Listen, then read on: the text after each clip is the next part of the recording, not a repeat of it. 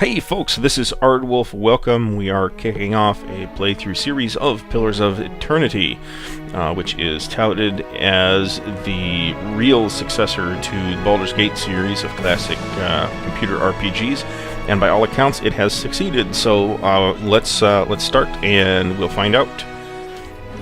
So we'll go with normal difficulty. My understanding is normal difficulty is actually fairly challenging. By the way, I've sort of played with the sound settings here. If the game's sound is too loud, please make sure to mention it in the comments. I don't know what these mean. One save file. Expert mode. Let's avoid those for now. Soundtrack's supposed to also be quite good.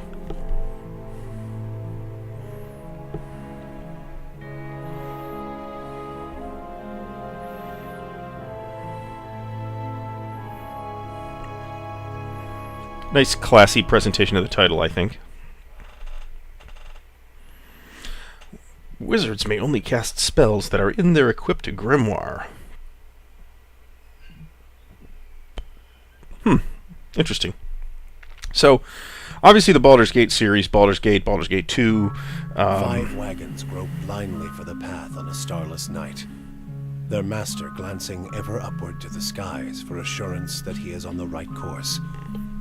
A dim lantern, his only protection against the encroaching darkness. But the skies bring no comfort, shining no light, betraying no hint of what they know. The caravan carries travelers bound for the frontier hamlet of Gilded Vale, you among them, where a local lord has offered land and wealth to settlers from abroad looking for a fresh start. You have taken suddenly ill, sweating and shivering, and one of the other travelers signals for the caravan master to stop on your behalf.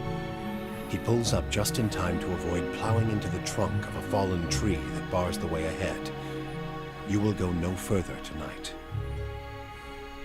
Okay, so, per my usual practice, I will let the cutscenes play. This is what we have for cutscenes in this game. Very old school, very Baldur's Gate. As I was saying before getting cut off, this is going to take us into character creation, I think. The old school RPGs that inspired this game were all based on the D&D rules, and at the time that would have been AD&D 2nd edition, and this is not. This is a whole new rule set, although it's pretty obviously, from what I've seen, pretty heavily D&D inspired, but that's okay. But it does have its own business going on, so we're definitely going to be male. So the Aumaua, the mighty Aumaua, are the largest of the Kith races and are commonly found in or near oceans. Though not truly aquatic, they have an affinity for water, and many of their civilizations, such as Rawatai, are based on naval dominance. They are known for their unparalleled strength. There's obviously dwarves. I think the dwarves look fairly gimpy myself. I think their shoulders look way too broad. The frame just doesn't seem quite right here. The elf looks okay. A little bit of a fat face, but they're elves. Dwarves are dwarves. The Orlan are sort of the hobbity sort of dudes. Smallest of the Kith races, though many cultures don't consider them to be civilized at all. So they're sort of hobbity and sort of like beast-man-y in combination. And the godlike are children of the Kith, the civilized races, who have been blessed with physical aspects associated with the gods. These aspects may take many forms and often come with mystical powers. Aberrant head shapes are typical, and godlike are unable to wear protective headgear, as it is near impossible to find anything that fits. Because of their unusual nature and their inability to reproduce, they are often viewed with fear and wonder, and they get a dexterity and intellect bonus. Let me zoom in here. It looks like no. That's definitely weird. There's some kind of weird particle effect going on up here. So here's the fire godlike. That's actually sort of neat. When reduced below 50% endurance, which represents a character's short-term survivability, fire godlike glow like metal in a forge, gaining damage reduction and doing a small amount of fire damage to any creature who hits them in melee. The moon godlike. That looks sort of silly. Every encounter, when reduced below 75, 50, and 25% endurance, Moon Godlike generate waves of healing moonlight that restore endurance to them and their allies. And the Nature Godlike, they gain a bonus to Might, Constitution, and Dexterity when endurance is below 50%. So Might is not represented, to my understanding, represents both physical and spiritual strength. So it's kind of like strength. Everybody can use it, basically. That's what I understand. Not just like fighters.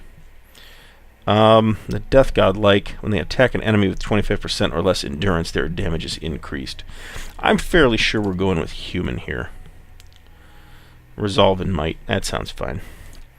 And the Meadow Folk, the Ocean Folk, and the Savannah Folk.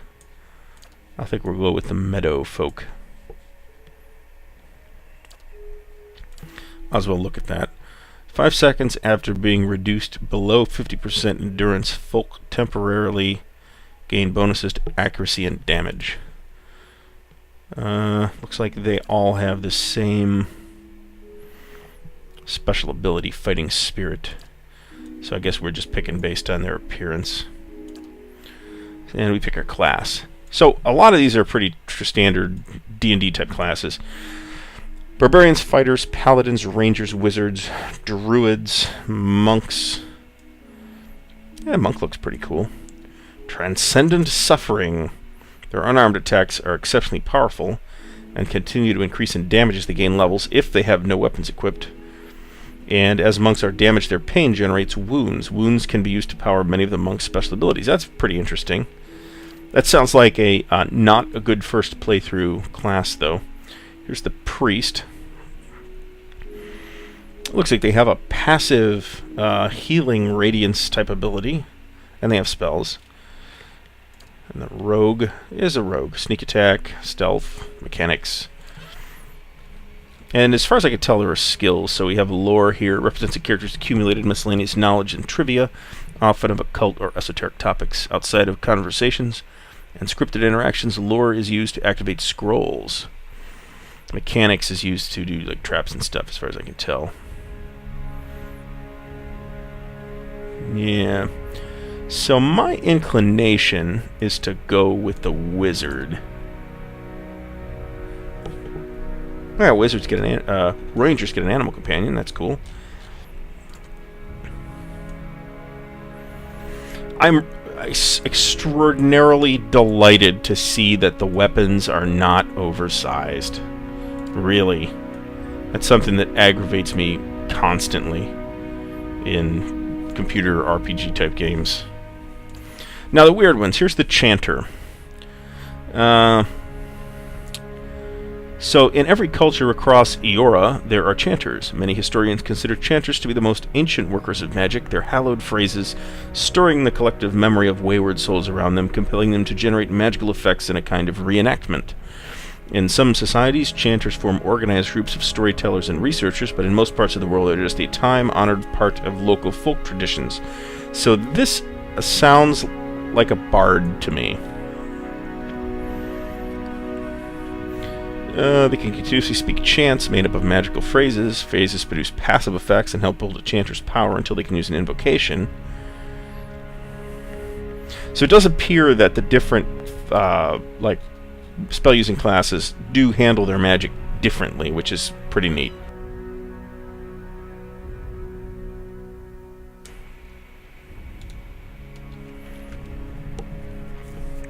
So what I don't... and what's the cipher? A recent discovery in the Eastern Reach, ciphers were once called blah blah blah blah blah mind hunters by the Glanfathans. Ciphers have the ability to directly contact and manipulate another person's soul and psyche using an ally's or enemy's essence as the focus for their magic. Though most ciphers are still found in the Eastern Reach, practitioners of the techniques have spread throughout the known world. They are gaining acceptance over time, but are generally distrusted, especially by the uneducated. Okay, so they can directly target allies and enemies with soul-focused effects. They cost focus, which ciphers build through use of their soul whip. Fantastic weapons in this, from what I'm seeing so far. This is a longsword. This is an actual longsword, where it's a hand-and-a-half sword. It's not stupidly large. It's not like a giant flamberge or anything like that. Do rangers get spells? Kind of looks like no.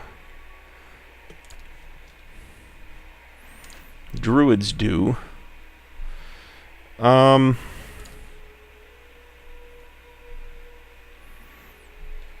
So I wonder if you can like multi-class or learn other skills, or I have no idea. I'm at a bit of a loss. I had sort of figured I was going to play a wizard, but I'm not sure that's actually going to be the case. Priests get Holy Radiance and they get spells.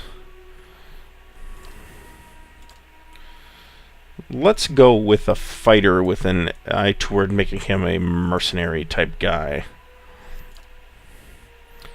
Okay, so he gets abilities. He can pick either Disciplined Barrage, significantly raising accuracy. This looks like an active ability, or Knockdown. Knocks enemies prone, but does little damage. Okay. I'm not thrilled with either of those two choices, to be completely honest. Let's back up and let's look at the monk. Screw it. Swift Strikes. Requires 1 wound. Gains 25% additional attack speed for 10 seconds. Torment's Reach. Ew. Initial target is hit with a powerful blow that does additional crush damage. Enemies in a cone behind the target suffer crush damage and have their might reduced. That's actually fairly neat. Let's check out the wizard. Aha! Okay, so now we have a really pretty big selection of spells here.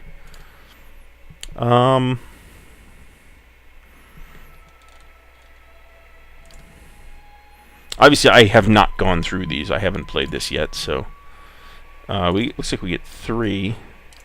Oh, no, I'm wrong. We get 4.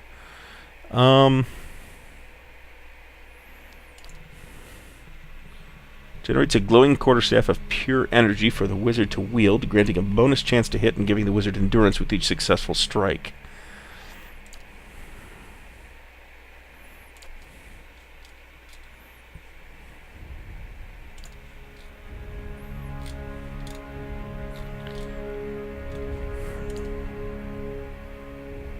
Okay, this looks nifty. These would be the chance. And he gets 2 of them. I'm kind of thinking we might be going with the chanter here. So this is 4 seconds, and it increases movement rate and reflex of all allies. This is reduces slashing and piercing damage of enemies. This reduces concentration of enemies. This drains a portion of endurance from all enemies. And this gets friendly aura plus 10 fortitude plus 10 will for 6 seconds. Okay, so let's go with this, which is more or less an offensive buff. That's pretty much another offensive buff. Another offensive buff. That's sort of a defensive buff, but it looks pretty situational. And let's go with this one. And then we get Invocations. The titles of these are pretty awesome, actually. Calls beyond the shroud and summons a phantom to fight for the party. Reduces damage reduction. Summons 3 skeletons to fight for the party. That sounds kind of sweet. Increases slash and shock damage reductions. Creates a thunderous explosion that stuns and shoves enemies in the area of effect. Drains electrostatic energy from the environment to create 3 bolts of lightning, causing shock damage to any in their path. And causes a downed enemy to explode, expelling 3 white grubs and crushing nearby enemies.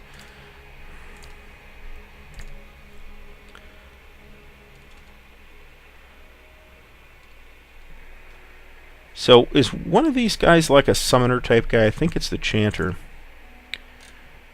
So we went with this. And I think this. Right? Yep. Yep. So this is what we're going to go with here. With the chanter.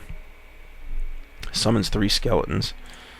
That sounds cool. Alright, so The stars, I think, indicate our... I don't know if they're prerequisites or not, but if they're the abilities that we will find most useful in Intellect 10. Alright, so let's kick Con up to 12, Intellect up to 12. Resolve's already at 12. Can we lower it? Yep, we can. Let's increase Perception to 12 as well.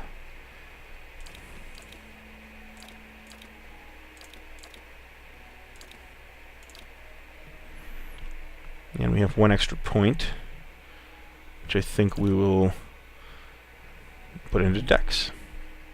I don't know if this is an optimal combination or not, and I honestly don't particularly care. Okay, we get to pick a culture, which gives us an additional bonus to something. The Idea.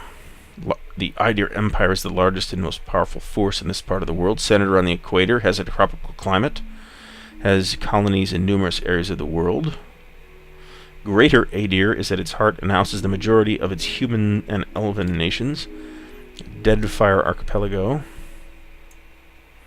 Dex +1. So looking strictly at the stats, Dex is maybe tempting. Resolve is maybe tempting. He's got a scimitar. I wonder if these are the actual starting pieces of gear that you get.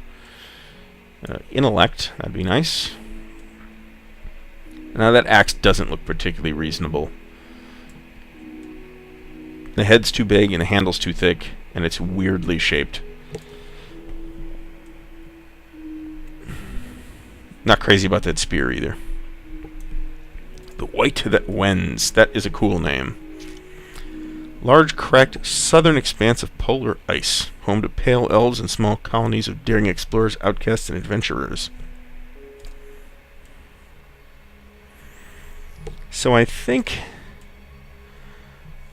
the Deadfire Archipelago, consisting of the nation of Nasitok, dozens of Aumawa settlements, and hundreds of lawless pirate-infested islands that stretch along the southern sea. Deadfire is home to boreal dwarves, Aumawa, and mixed varieties of other races. It is the last stop for anyone headed east.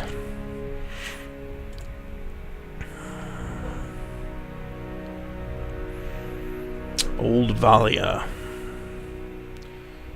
I'm kind of liking this, just for a flavor text point of view. I'm kind of liking this. It sounds cool for a Bardy type character to be from like an old degenerate nation. So let's go with that. Oh, and we get a background as well. With skills: aristocrat, colonist, drifter, laborer, merchant, slave, mercenary, hunter, dissident, artist. Okay, so looking strictly at the titles, I'm thinking, as of kind of imagining this character, that the aristocrat might be cool. Aristocrat is lore, colonist is survival, merchant might be okay, the dissident might be cool, actually. I think that's actually might be what we go with.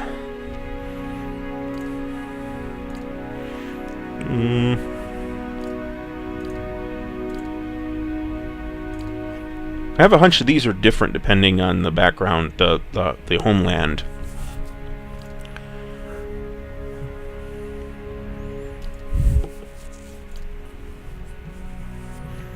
So I think, based on the skill bonuses, that I'd rather take merchant. But based on character concept, I'd rather take dissident. So I think we're going with that. Oh, and we can pick appearance. Let's see.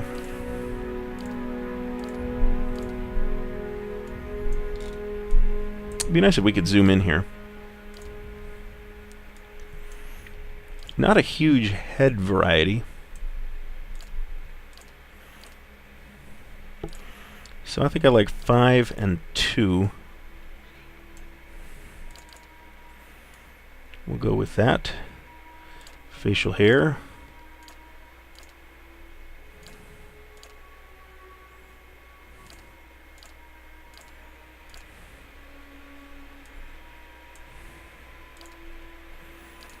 Kind of a wide variety of different facial hairs here.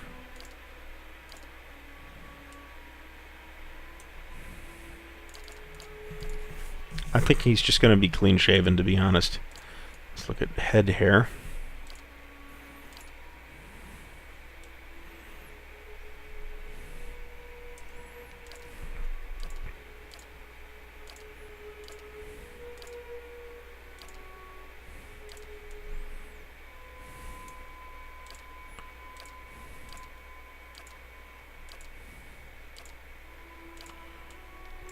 Kind of a surprising, sort of weird dichotomy here where there's 5 different heads.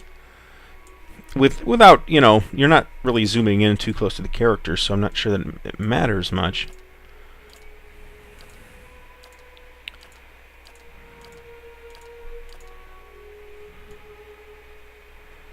I think we're going with that. And we're going to make primary sort of that color. Secondary is probably the color of his pants, I would think. Yeah. We're going with as close to black as we can manage there. Skin. Make him a little bit darker. And I think we're going to be happy with that. The picture. A ton of different art. Again, screams Baldur's Gate here, so 18's okay. That's even better.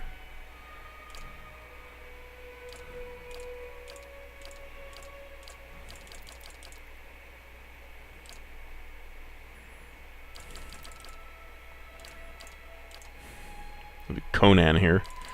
I think we're just going to go with 20... Was it 21? This one. That's a Barty picture if I ever saw one. And the voice. What is it? Follow me. The better part of valor. Yeah? I shall lead us. Time to see and not be seen.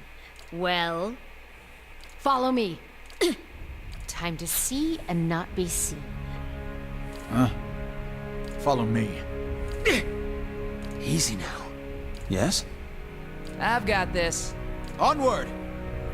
Yeah, we'll go with noble. Enter name. Ooh, this is something I didn't think about. Belharius. Am I happy with that?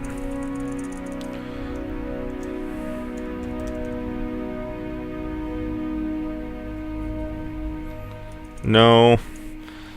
There's no random generator here.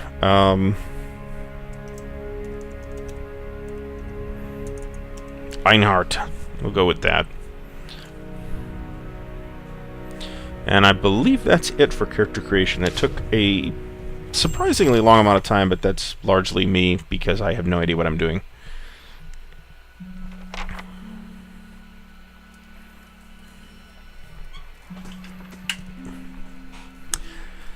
So, text. Isn't it glorious? The caravan master finishes addressing the group, his bushy red mustache and sagging jowls quivering as if for emphasis. Everybody stays close to the wagons, got it? Stay out of the woods, and beasts take you if you were planning a stroll through those ruins up there. He nods toward a looming black mass on the hillside. Whole area's crawling with hut-dwelling types who'd be happy to stick an axe in you for trespassing. So mind that you don't track mud on their sacred blazing rocks. Tonight, everybody stays put, and in the morning we'll get the path cleared. Gilded Vale's less than a day out. Understood? At last, the caravan master turns to you, frowning as he looks you over. Touch of the rumbling rot, could be. There's a stinging beetle round here, carries it. You'll be fine once it passes your innards. Unless you don't drink water, course. Which case you'll be dead in a day. There's a berry grows in these parts, small and pink, called a springberry, about the size of a fingernail. Give you cramps if you eat it, but the frontiersmen make a tea from it. Calms the insides. Should get you through the night. You might check around, see if you can find some. Meanwhile, I'll see if we can scare you up some water. I know you want to hunt before it gets much darker, but see about refilling our water first. Got a sick one here. He nods in your direction. Sparful nods and slides the worn bow over his shoulder. So let's... Oh, good, we can select our dialogue options here. They grow on a bush that's common round here, kind of funny looking. You'll know it when you see it. Doubt you'd have to go far off the road to find one. Nothing you won't see on half the hills of Glonfoth. Money to be made selling their knickknacks in Defiance Bay, if you don't mind getting stuck with Glonfoth and arrows now and again. They didn't build them, but I'll be the effigy if they don't watch them like a mother bear. Of course, all the ones around here have been ransacked 10 times over. Got nothing left worth half a pond, so I hear. Who did build the ruins? Got different names for them. Settlers called them Ingwithans. Nobody that liked them enough to stop them becoming ruins, tell you that much. What are these rocks coming up out of the ground? They don't got Audra where you come from? Well, it just grows up out of the ground like this. Goes deep like tree roots. Some of it all the way to the heart of the world, you believe the stories. It's more like a shell than a proper rock. Easier to work if you're a mason. Got all kinds of strange properties. Seems to have some kind of life of its own. Dies if it gets dug up. Loses its luster. Folks think it probably grew at one point or another, but not these days. The soul butchers in Defiance Bay use it for different things. I've heard tell it can hold a man's soul, but I don't care to see it. Got enough to worry about without seeing something like that. I'll go see about these berries then. Hold on. Take someone with you. I know you're not some helpless tenderfoot, not like most of this lot. But you drop dead, I don't want to be looking for the body. Got a schedule to keep. He scans over the travelers, resting his eyes at length on a sturdy, armor-clad woman who has spent the journey's nights sleeping on uneven ground without blanket or pillow. Kalisha. Kalisha! The woman looks up on her own time. He needs to find some springberries. Watch that he doesn't drop dead. No promises. He doesn't look particularly sturdy. What kind of guide says something like that? Kind you can afford. Don't listen to her. You're in good hands. And I pay too well, if anything. Off with you. Hayden should have supplies. See that you're equipped before you head out. We're in harsh country. Get your berries and hurry back. And if you get so much as a tickle of wind, you drop everything and you run. Something in the air tonight. If it's a Beawick, we'll shelter in the ruins. Hut dwellers be damned. Okay. You're the man. Let's get going before you keel over. Nice motion here. Alright, so that's me, Yes. I believe. What are these? And that's Kaliska. What you need? I'm here.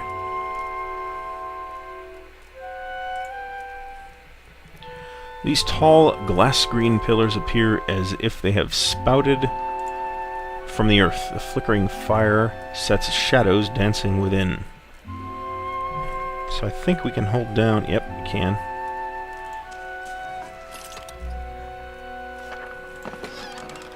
We have a potion of minor endurance. We'll just take that. Liberate that from whoever didn't need it. And that is a dear wooden clothing.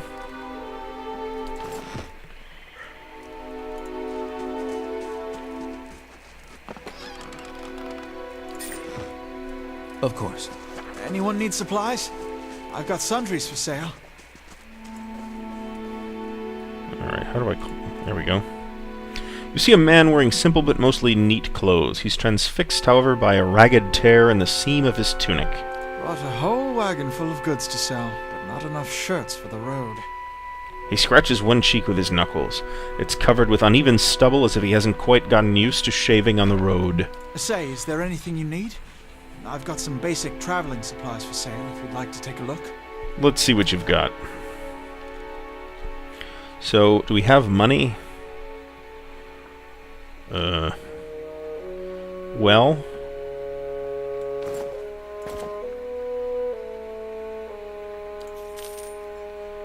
Okay, this is minor regeneration, minor endurance. That's fine, I suppose.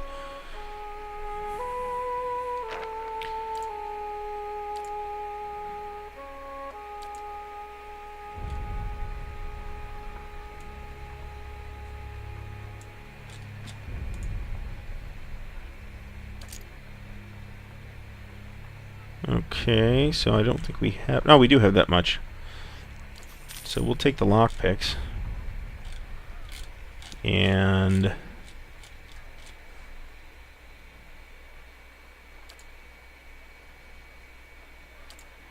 oh, this would be the stash. So apparently, inventory management is grossly simplified in this game, which is, in my opinion, maybe a good thing, because I don't know, I've spent a lot of time in games like this doing inventory management, and it does get to be tiresome. Okay. So looking around, let's hit M to look at the map. It's fairly nice looking. Alright, so we are going to explore the area and find these bushes. I want to... okay, can we WASD to move? No. We can arrow key to move. There's definitely some wagon tracks here. Alright, so this looks like a great place to call it an episode, so tune in for episode 2. Thanks for watching, subscribe to the channel, more of this coming, and a bunch of other stuff in the channel as well. So hope you've enjoyed watching, I'll see you next time.